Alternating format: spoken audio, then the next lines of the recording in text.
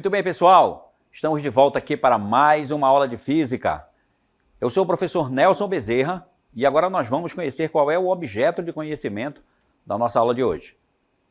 Bem, no objeto de conhecimento da aula 19, pessoal, nós teremos a importância da produção de energia.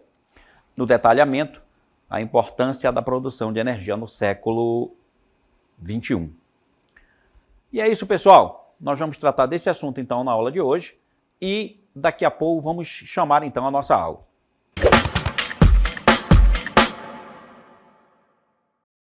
Muito bem, pessoal. Estamos de volta aqui para falar aí de um assunto muito importante, tá? Que é a questão da produção energética. E junto com essa questão da produção energética, também vem outras preocupações aí, né? Porque essa produção de energia, até algum tempo atrás, por exemplo, ela trazia malefícios ao nosso planeta, né? Ela fazia com que o nosso planeta, por exemplo, tivesse um aquecimento maior. E a gente vai contextualizar essa questão da produção energética com os impactos ambientais que essa produção energética também pode nos trazer. É por isso que a gente começa a aula de hoje com uma pergunta para você. Olha só, nosso planeta ele está esquentando? Está havendo o que a gente chama de um aquecimento global aqui no nosso planeta? Bem, pessoal, nosso planeta ele tem esquentado e significativamente. Desde a Revolução Industrial, ou seja, desde que a indústria começou, né, a tomar conta da produtividade, né, desde que a gente começou a industrializar a produção, essa industrialização ela gerou alguns problemas de poluição. E esses problemas de poluição eles afetaram a temperatura. E a temperatura média na superfície da Terra ela aumentou cerca de 1,1 graus Celsius desde 1850. E a gente pensa assim que é pouca coisa, né? 1,1 graus Celsius não é muita coisa. Isso aí não traz nenhum grande impacto, mas traz sim, pessoal. Na escala Celsius, 1,1 grau para a questão do aquecimento do planeta é muita coisa. E além disso, pessoal, desde meados do século XIX, cada uma das 4 últimas décadas foram mais quentes que qualquer outra anterior. E a gente vive isso hoje, né, pessoal? Como vocês estão vendo, as estações meteorológicas, por exemplo, elas são colocadas para que a gente faça registro de temperatura, né? Eu estou aqui ao lado com uma estação meteorológica, né? E essa estação meteorológica, ela vai fazendo registros, né, de temperaturas para que a gente possa, então, entender se o planeta realmente está se aquecendo, e ele está, e quais são as razões, né, pelas quais nós estamos vivendo esse aquecimento, né, que nós chamamos aí de aquecimento global. Então, gente, veja só. Você tem, por exemplo, aqui, ó, né, aqui no meu lado, a gente tem uma imagem interessante, certo? A imagem lá do local onde eu estava, com a estação meteorológica, e aqui é um texto interessante, né? Essas conclusões, elas foram obtidas a partir das análises de milhões de medidas, não foram poucas, né? Tomadas em diferentes partes do mundo, tá legal? Os registros de temperatura foram completos por foram compilados, né, por essas estações, certo? Essas estações meteorológicas, em terra, em embarcações e por satélites também. Então, todas essas conclusões, elas não foram tiradas aí do nada, né? Medidas foram feitas, né? Cálculos matemáticos foram realizados e a conclusão que se teve foi que realmente nós estamos vivendo um período de um grande aquecimento. E conforme o tempo foi passando, né, desde 1850, lá com o início da Revolução Industrial, conforme esse tempo foi passando, o planeta foi esquentando mais rapidamente.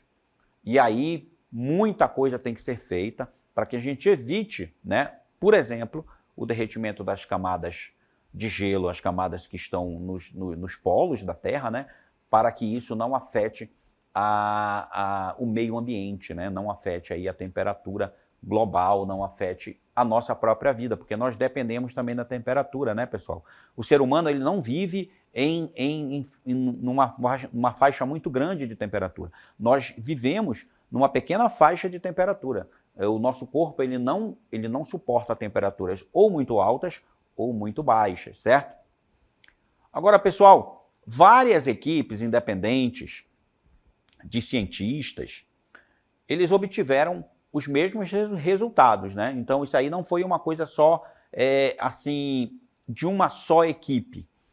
Essas conclusões não foram tiradas por uma só pessoa ou por só um país, né, com suas equipes de cientistas, né? Foram vários países, né, pesquisando e chegaram à mesma conclusão, ao mesmo resultado, né? Um salto nas temperaturas que coincide com o início da era industrial. Os cientistas, então, eles puderam reconstruir as flutuações da temperatura voltando ainda muito mais no tempo. Então, quando a gente começou a perceber essa questão do aumento da temperatura global, também uma pergunta surgiu. Será que isso começou só com o início da era industrial ou já vinha acontecendo anteriormente?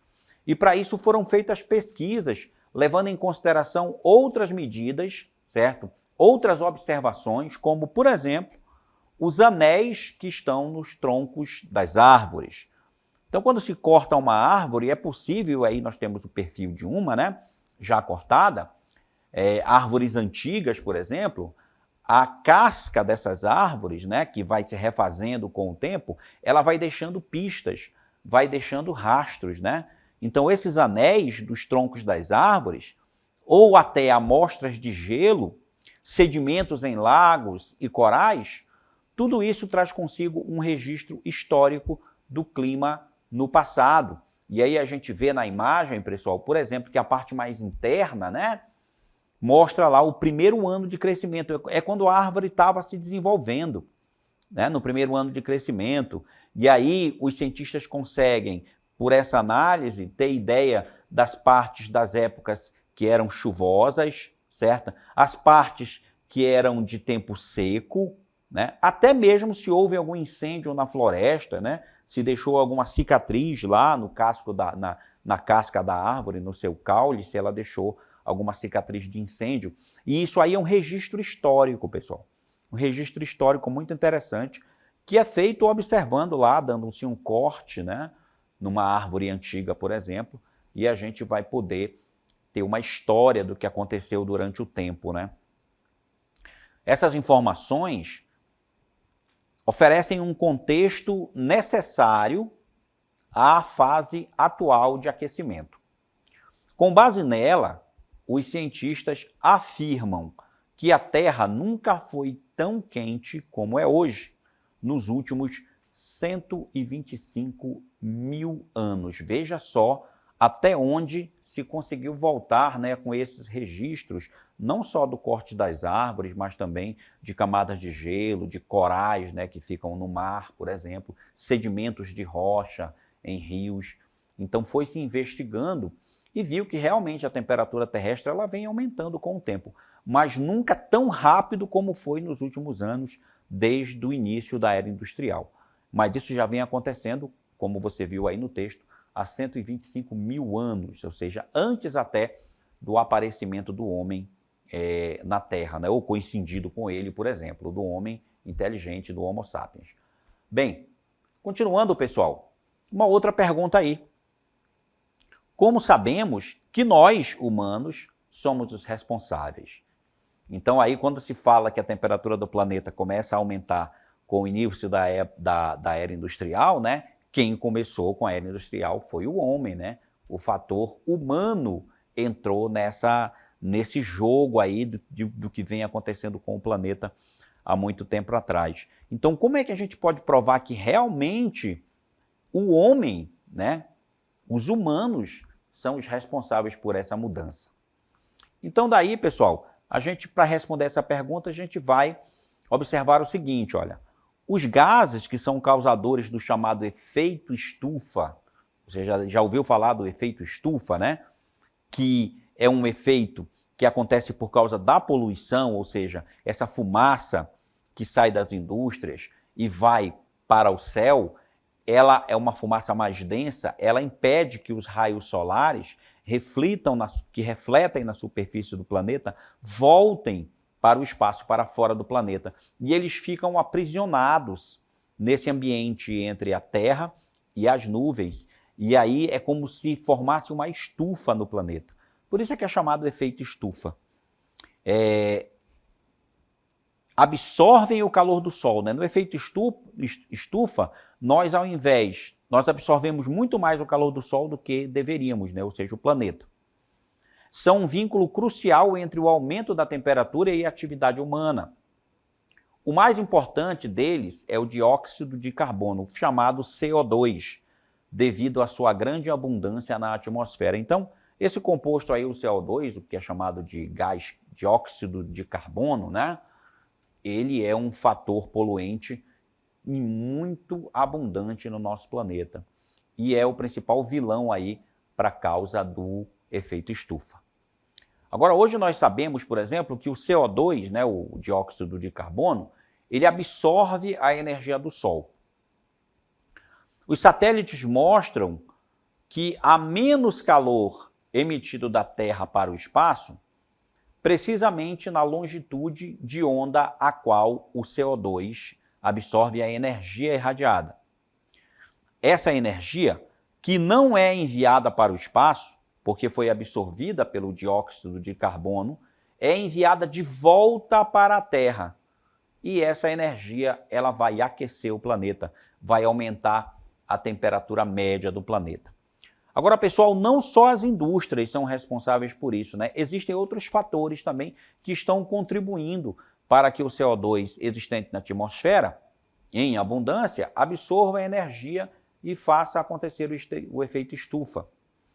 A queima de combustíveis fósseis e o desmatamento, olha só, as queimadas, né, pessoal? Quando a gente fala de desmatamento, a gente fala desse desmatamento que é feito através de queimada, liberando uma grande quantidade de CO2. E a gente, há pouco tempo, a gente tem passado por essa experiência, né, das cidades enfumaçadas aí, por causa das queimadas que acontecem nas regiões onde se quer limpar o solo. E existem outros meios, por exemplo, de limpar o solo sem fazer queimada. Então, a queima desses combustíveis fósseis e o desmatamento provocam a liberação desse gás, né, do CO2, de efeito estufa. Ambas as atividades dispararam, né? Tiveram um aumento muito grande depois do século XIX. Então, não é surpresa que o dióxido de carbono, o CO2, presente na atmosfera, tenha aumentado durante o mesmo período. Ou seja, século XIX lá foi quando começou, né, a industrialização, com a Revolução Industrial. Então aí, pessoal, nesse mesmo período a gente teve um grande aumento do dióxido de carbono na atmosfera, provocando o efeito estufa. E aí também a questão do desmatamento, né? Cortar árvores, né? Desmatar uma grande área, principalmente através de queimadas. Isso também contribuiu muito. Então, quem é que liberou o CO2 na atmosfera? Quem é que libera? Quem é que desmata? Quem é que faz queimada? É o fator humano. É o fator humano. Então, o homem, ele está causando esse aquecimento global. Então, quando se coloca o homem nessa conta, né, de o que está fazendo o planeta aumentar de temperatura, a gente vai entrar exatamente no fator humano. Há uma forma de demonstrar definitivamente de onde vem todo esse dióxido de carbono adicional. O carbono produzido pela queima de combustíveis fósseis tem uma marca química única. Então, essa marca química também aparece lá quando a gente analisa, né, o corte nas árvores, né? Eu coloquei aí a imagem novamente, né? Você já viu essa imagem anteriormente, mas existe aí uma análise feita também com as árvores, com o corte das árvores, que prova que existe um aumento nessa emissão do dióxido de carbono, do CO2. Os anéis das árvores e o gelo também podem registrar as mudanças na química da atmosfera. Depois de examiná-los, vê-se que o carbono, especialmente de origens fósseis, ou seja, da queima de combustível, né? E se queima muito combustível para produzir energia, né, pessoal? Uma das formas de produção de energia, e não esqueçam que a gente vai falar aqui da importância da produção de energia também, uma das maneiras de se produzir energia é a queima de combustíveis fósseis. Queima de óleo diesel, por exemplo, queima de gasolina nos carros, né, para produzir energia para os carros se movimentarem, né, para os automóveis, para as embarcações. Tudo que tem motor queima combustível fóssil, né? Tudo que tem motor, a gasolina, ou a diesel, ou a álcool, vai queimar combustível fóssil. Isso aí aumentou significativamente desde 1850, lá do século XIX.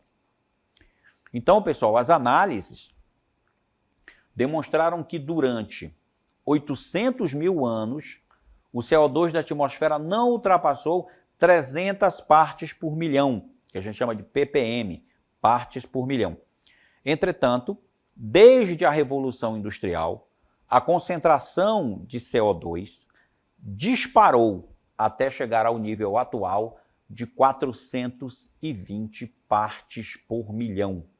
Então teve um grande aumento aí, pessoal, quase 50% de aumento. É um aumento muito grande, pessoal. E isso fez com que, por exemplo, a nossa casa, olha só, a nossa casa, o nosso planeta Terra, né? Muito bonita aí o planeta, né?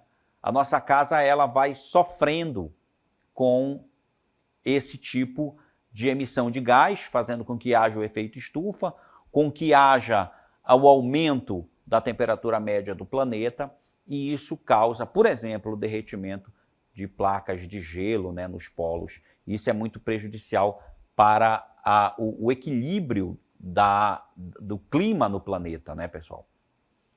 Bem, agora, a partir disso, entraram os computadores, né? Então, numa época, né, onde a gente vai entrar na época dos computadores e aí nós vamos ter simulações de computador, né, programas que foram feitos para simular, né, se a condição que nós estamos ela vai se agravar ou não durante o tempo. Então, essas simulações de computador, conhecidas como modelos climáticos, foram utilizadas para mostrar o que teria acontecido com as temperaturas sem as enormes quantidades de gases de efeito estufa gerada pelos humanos. Elas revelam que teria havido pouco aquecimento do planeta e possivelmente até mesmo um certo esfriamento. Ao longo dos séculos 20 e 21, nós estamos no século 21, se apenas os fatores naturais tivessem influenciado o clima, nós estaríamos vivendo uma época diferente, sem tanto aquecimento, sem tanto sofrimento com a temperatura. Ainda mais quem vive próximo à linha do Equador, né?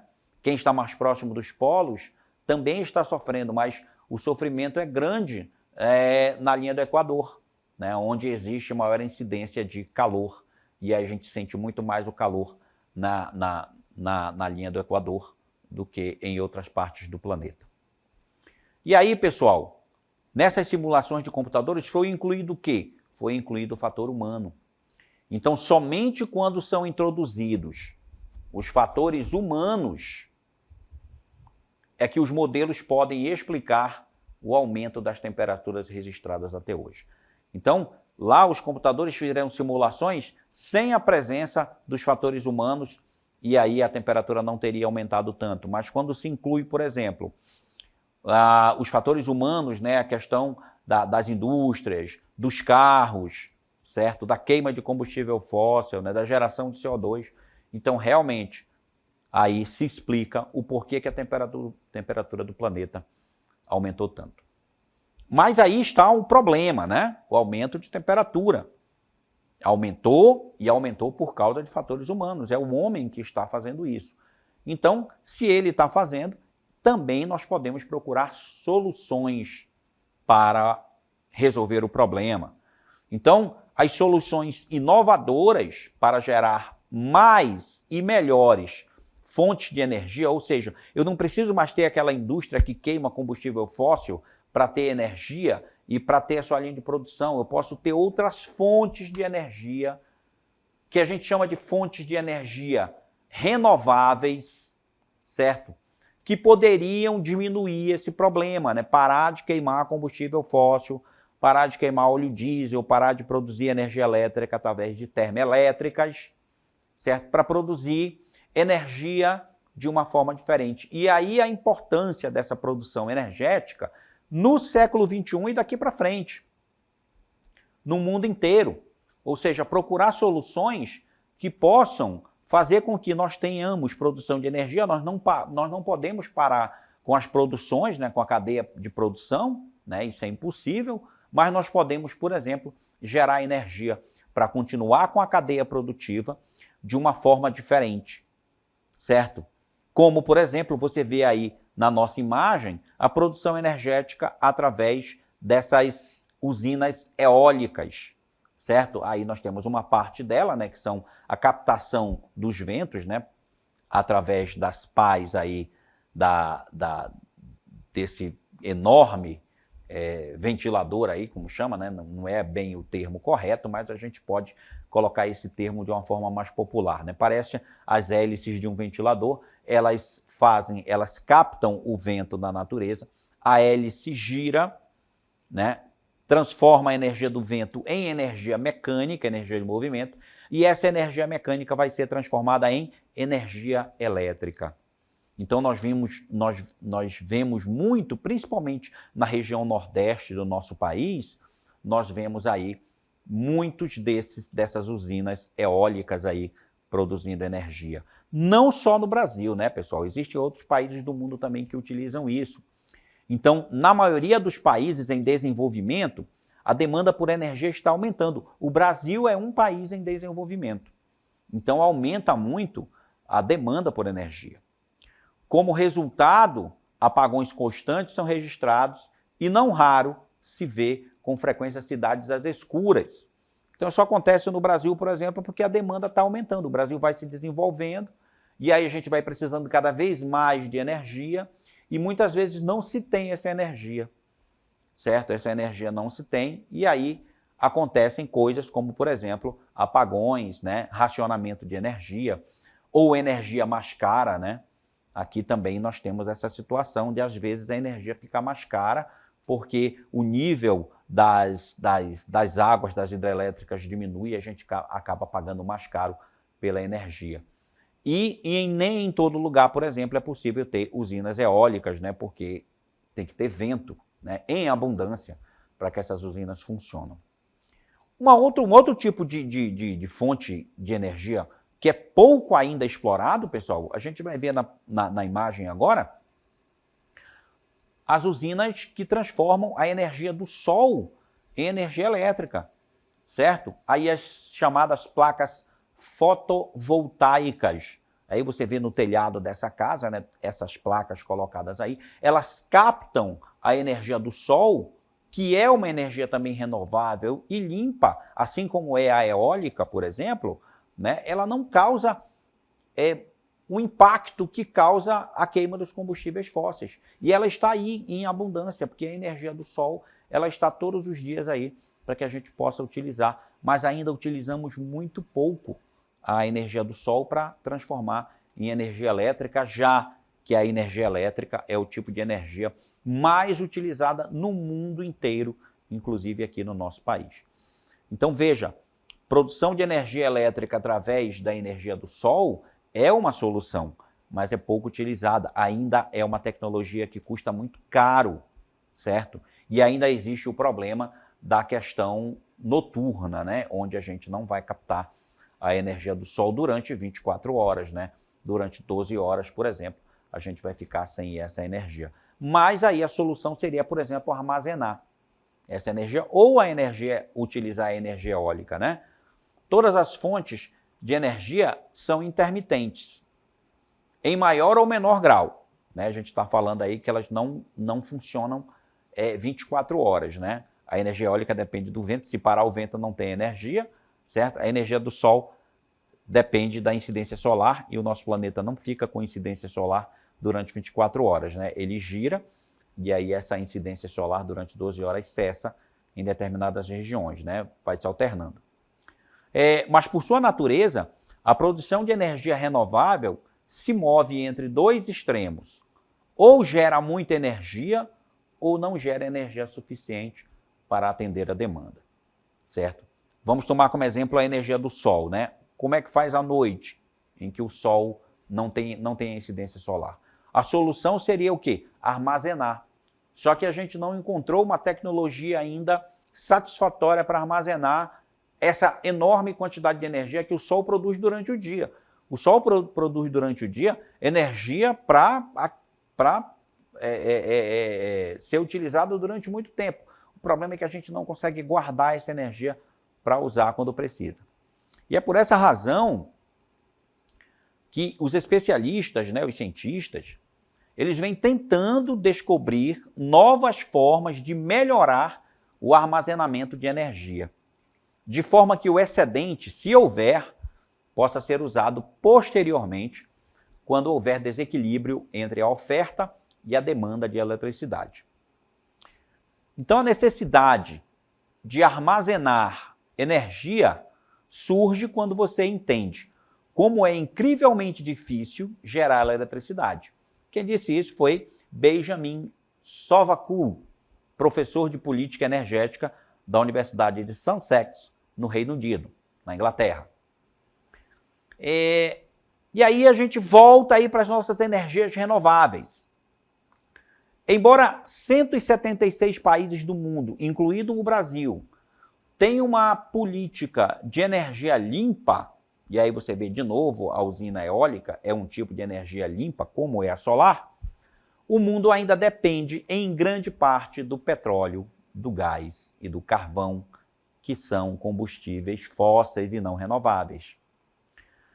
São combustíveis fósseis que, segundo cientistas ambientais da ONU, terão impactos sérios, generalizados e irreversíveis sobre as pessoas e os ecossistemas, se nada for feito para mudar essa realidade.